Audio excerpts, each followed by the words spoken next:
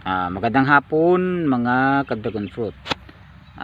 Ngayong araw, January 14, 2024.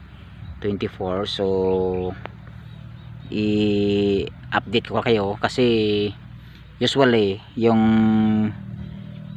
fruiting season o flowering season nag-start yan March, at saka first harvest natin expect natin ay mid of April. So ngayon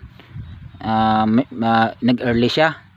So ito nakita ko, nagpunta ko dito ngayong hapon, January 14, 2024. May nakita akong dalawang flower buds na lumabas. So iba yung stem na lalabas sa flower bud. So hindi ako na-expect na ganito kaaga mayroon nang lalabas na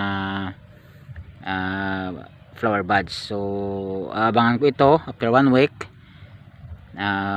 Babalikan ko ito kung mabuo ba ito or ma-abort, no? So tandaan nyo mga ka-dragon fruit, January 14, 2024. So ganyan lang mga ka-dragon fruit. Maraming salamat at magandang araw sa inyong lahat.